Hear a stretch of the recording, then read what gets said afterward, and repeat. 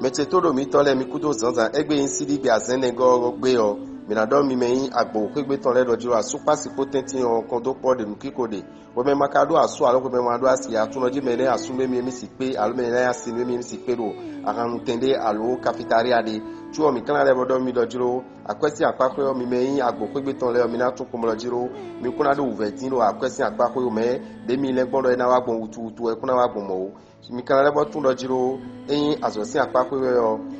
uve pede na de azosin apakwe bo mi na mo mi de me kanji ya nlokpo de mi na si blobo le bi kina inisi ondo mi na level to we mani no we mateme no teme le no te to me e na so bo ko na tinu mi na me na organize apakwe mi mo uve de bu no mi me mbelile ya we kwe mi kana za we kwe afoton kun no kogo mi me kai agbozu kameton le mi na do mi projiro planet no yo lo mercury planet mo koton eru da gri wa nu asupa sipo ebo kondo polo mi me wole tenti mi kana to kombolo jiro eyin mi maudo asu alu mi maudo asia me na asu mi alu me na asin mi o nu mo koton mi na di la yin me mo koton petoro egbe la me na no kan isi apako yo mi na do no vi mi to yin agbozu kameton le do jiro mi na ro kan jiro agbazame akwesi apako yo mi na to kombolo jiro lini mi ton gege o na yin do jiro mi ni khonu jonu mi ni khonu eva yo e ka do jiro ekunye ni o yin do jiro edo akwewo mo mi ni blo tede nu akwesi zan eyin azosi apakwe yo minadon mi meyin agbozu kameton le kumblo jiro azosi apakwe azomi ton ko ina timbo awajije na timbo azosi apakwe ni we kwi mi kranza we kwi kun we go mi meyin we robule yo minadon mi kumblo jiro azomi ton me yo mini to kumblo jiro azosi apakwe yo ero di de jiro mina modo nu kike dagbe kike na tin mi ali kike na hon mi azosi apakwe e kayin asupa siposin apakwe yo mi modo jiro kondo pode nuko intinu asupa sipo lebo gbe tinu mi we me maka odo asu alo we me mado asia me na do no kumlo jiro we ni do nukundo nu mokoton e kuso lini me o a question apako yo me na do no vi mi ton we do buwe mi yo lo se mo le kumlo jiro mi ne tun jiro nu do nu kumi de bo azan o je sun o je o nu mokoton gege na tibo mi na pe ubna yin biblo toro akwesin apako e kan la me na no gan isi apako yo do kumlo jiro mi na ro kan jiro agbaza me bo awajije na tin mi we kwe mi na zanwe we kwe wo go mi me kai agasale o mi na do mi kumlo jiro ko me sisin singidi e o mede gbigbe o ena di blade nu no vi mi ton cancel do egbe mi kana tu kumlo jiro we me ma do asu alo we me ma do asia mi na modo jiro nu mo koton de kundo alitinu e o boyin wa isi apako yo e kai akwesi apako yo mi na do mi me cancel kumlo jiro mi na modo jiro nu kike na tibo mi na pe obla blo e akwesi apako yo nu kike na tibo mi na pe obla réseau nu mo koton un problème de bo yo mi na mo solution na loko mi to e kai cancel mi na do i mede do nu kron mi we bo konton ya lo family si mede we o mi ni te komo do to me o nu kike ti mo mi na mo de me la me na no kai si apako yo mi na do mi kumlo jiro mi ni beten kombo nu we no insulton do la me na organize apako yo mi lo suton yin eje mi na ro kan jiro agbaza mi tome eyin azosin apako yo do kumlo jiro mi ni te kombo blo tete bonu sinkidi duduro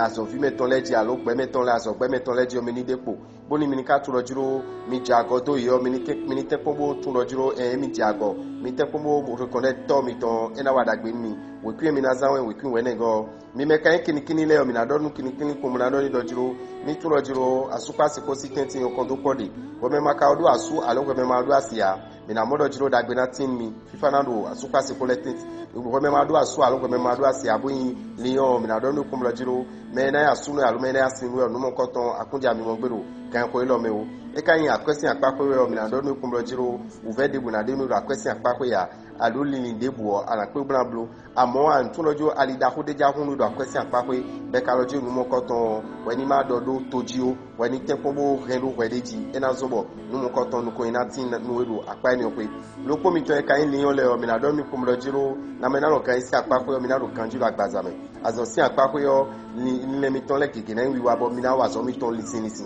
we kwi mi na zanwe we kwi izengo mi me kan yun da lo jile o mi na do mi kumlo jiro mi ni tun lo jiro asupa si potenti o mi mo lo jiro egbesi azan yin azan da gbibo we so keme o eni tempo wo wa zo ton bo so we so keme de e kan yin lo ji ama odo asu alo ama odo asiwe a mi na do mi kumlo jiro gan ko lo me na asu na alo me na asiwe mi ko do mo koton de monu we o eyin akwesi apako we o ero do kumlo jiro uvede ukunde mi meyin vierge lero a question apako yo akwena ja akweji mi bonu ko ina tin mi minika tukumlo jiro la mena organiser apako yo mina lebo lo kanjiro agbazame amonu kiko ni suponu mi konu kegero egbesi azangbo mina lo kanjiro agbazame tome azosin apako yo mina tukumlo jiro lile mitonle keke na wiwado we azosin apako alo ajo mitonsin apako we pin mi kanazanwe we pin enzengo mi meyin nu dagale mina do mi kumlo jiro edo kan ko deme on ko mesina kan ko deme on kiko na wado asupasi potenti e kan doji mi ma do asu al mi ma do asiwe a mi na pe me de ro igbe bo me mo ko ton ena ime bo mi ko so na won pe de ro pezan mi ton me odo wan sin apapo do ede ne e kan akwesi apapo we me yin balance o mi na do no kumlo jiro ani tuno jiro akwesi apapo yo uve de kunde nu emi din o dagbe ti nu emi do akwesi apapo be mi do lin de bu we mi na to bna blu mo ko ton we me ka lo kikoro e bo babla blu regime na de ndudu po bla de kikoro po e lo jiro be sin gbe aben mo ko ton dagbe na tin nu e azosin apapo yo mi mo uve de bu nu no fi mi to yin nu dagan le a we ku mi na zan we ku afoton fun we go mi me yin ahon kekele le o mi na do mi kumlo jiro dagbe tin nu mi lili dagbe do asupa si potenti bo nu yoyo ba mi de buna bloku asumi tonko mi me maka odo asu alu mi me ma do asia ero dido e kumlo jiro kan ko ilo me o mi ni level do akon pipa pede bo level do suru pede ro won yin si apape e kan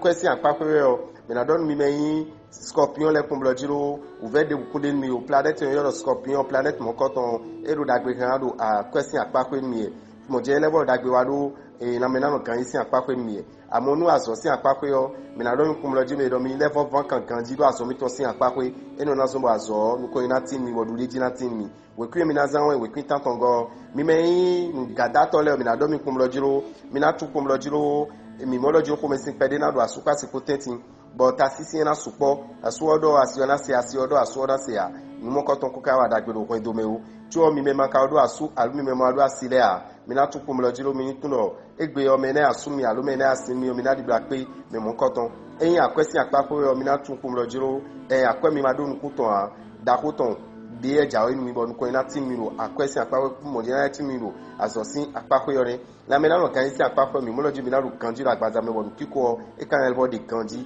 we kwi mi na zanwe we kwi afoton fun we go mi meyin ya we zo gbanu le o mi na do mi kumlo jiro asupa si potenti e lo kon do ponade wa fifa na de o mi de we na sin de mi na blogbon we na so mo fifa na tin do wen do me we me maka do asu aro me ma do asia ani tun egbe sin asangbe yin azan pataki de bo nu mo koton ana yin pipeto mi kan ebo tun kumlo jiro mi meyin capricorn le o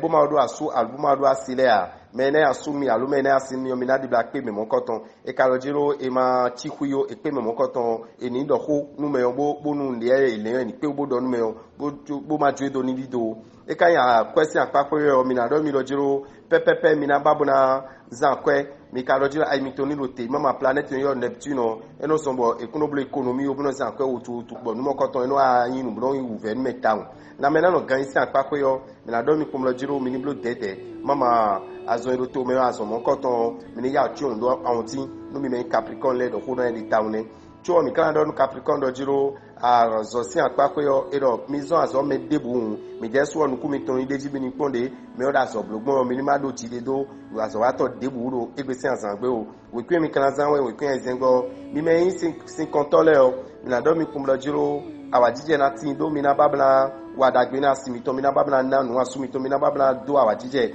ko mi nu asimiton lo asumiton mi me wa ka do asu alu mi ma do asia mi na do mi kumlo jiro nu mo koton mi na di bla pipe todo egbesi azangbe eje question apapo yo mi na do mi me verso le kumlo jiro mi ni tun lo jiro planète yo Pluton planète mo koton e na zombo jongwi pede na wa mi tentin bo de mi na zan akwe bon mi ma yon blo mi na zan bo bo na yin uve nu mi hun ai mi toni do tero akwe zizansin apape la me na organiser apape yo mi me verso le mi mo uve de mi a mi ka wa azosin apape lo jiro eni tempo bonu kiko pede ni tin lo azo me kun na tin lo azo me e kun dagbede o do mi kan ka bo tun lo jiro nu e kon mi de bo yin azosin apape yo nu mo koton mi na je le ton luji we kun mi na zan we kwitenego mi me yin we vile mi na turo planète yo Jupiter yo planète mo koton edo awajije ton anu asuka sikole ko me maka do asu alu ko me ma do asia ani tukum lo jiro egbesi azangbe o me na asu al me na asinu yo andi blame mi moto mi so si phenomena do mi lo jiro akwesi apapo yo mi na tukum lo jiro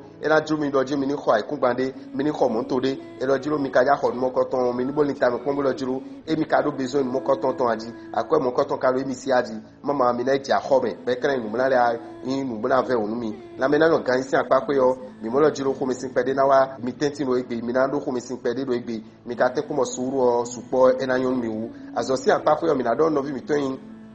poisson le kombo lojiro nde bude mi jablo do azo si apa pe yo nu mo koton mi na pe mbra bibloto we kwi mi na zanwe we kwi watongo Dah MEHOU Rabbi TAN 5 mi si c'est pour nous essayer de ni azanda gbenu lokoloko miton eiso.